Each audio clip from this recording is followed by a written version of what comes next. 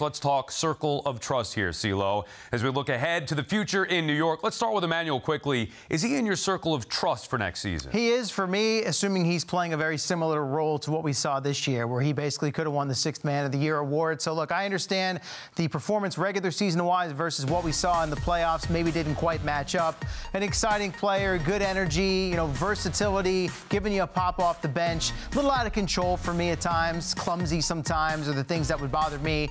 Obviously, the Knicks missed him once he got injured, and they weren't able to put him in there late in the series. But as far as you're looking ahead and the future and taking the next step, I think he should be a part of the rotation for whoever might end up coaching. Yeah, he should be an impactful player for him. It was a very disappointing postseason. I know he got hurt, but even before that, he wasn't very good, which really did hurt this team because he's one of their best shooters. Obviously, that is their biggest weakness. They need IQ. I do think he could be an impact player for him moving forward. How about R.J. Barrett? Inconsistent, bad regular season, very good in the postseason other than Game 6 against Miami. How do you feel about RJ? This is where if Sal and I had gloves on right now, he would drop them and probably come after me because I'm a big RJ Barrett guy. So he is absolutely in my circle of trust. Still a young player. I understand he's been around for quite a while now. So you wonder how much more there is left for him as far as improving and developing his game. The shooting is the biggest knock for me. The inconsistency in that department. I thought it got better for him as the playoffs went along until the elimination game the other night where really anyone outside of Brunson and Hart offered you very little.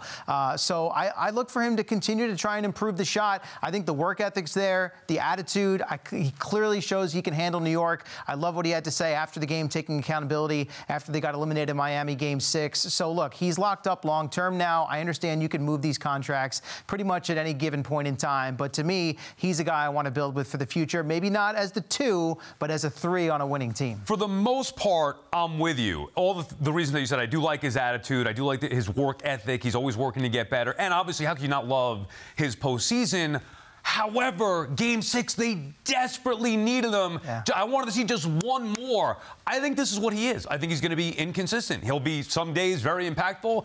Other games, because of the shooting, he's not a very good shooter. You're going to see him disappear, and that is a problem when you need him to be one of the big 3. Julius Randle, he's a maddening player and probably the biggest talking point of the offseason here. Do you trust Julius Randle? I don't. It's hard to, and I always find myself saying this. I hate to pile on because he's got everybody on his back really for the last couple of years since the playoff series against the Hawks, no question about it. So we just talked about Barrett. You talk about, I'm not going to say work ethic, but attitude, body language. Those are the areas where I find Randle to be lacking. And look, he does a lot of great things. So when Knicks fans and people talk about, well, they got to find a way to move him out this offseason, I'd say similar to like what the Rangers are dealing with Artemi Panarin. Fine, you want to move out that player in a big contract.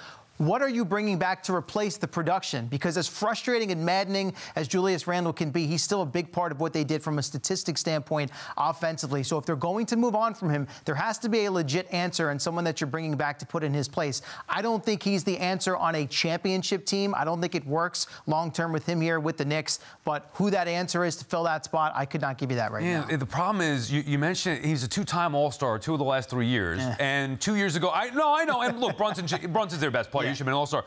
I'm just saying, like, to be an All-Star in the NBA, that's no joke. And he carried the Knicks on his back 2 years ago. Brought them into the postseason. Then failed miserably in the postseason against Atlanta. The year after, he was dreadful. And on and off the floor. Bad attitude, all the above. And you're thinking, it's never going to work with this guy. Then he bounces back this year, and he was good again, but again in the postseason. That's why you can't trust him. And he's a maddening player. I would look to move on if they could find a decent option to replace him. Could be a busy offseason for the Knicks. Is there brain trust of Leon Rose and company in your circle of trust? I'm indifferent on this one right now. I think it's a TBD for me because they have all these first-round picks coming up. What is it, 11 over the last 7 years, or the next 7 years or so? So I want to see how they're going to handle that. Leon Rose isn't going anywhere. We know that. I'm curious to see if anything happens with Tom Thibodeau.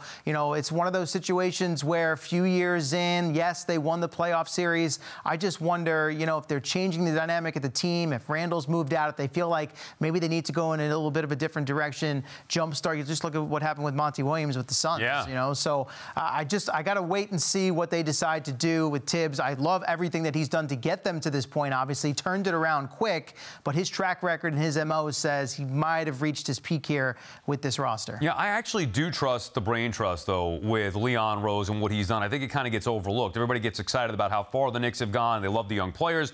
A lot of those guys have been homegrown here. RJ, we could pick on him a little bit. Grimes, quickly. These guys, Obi Toppin has given him good minutes. These guys have turned into impact players through the draft. We haven't haven't seen that in the better part of 2 decades with the Knicks.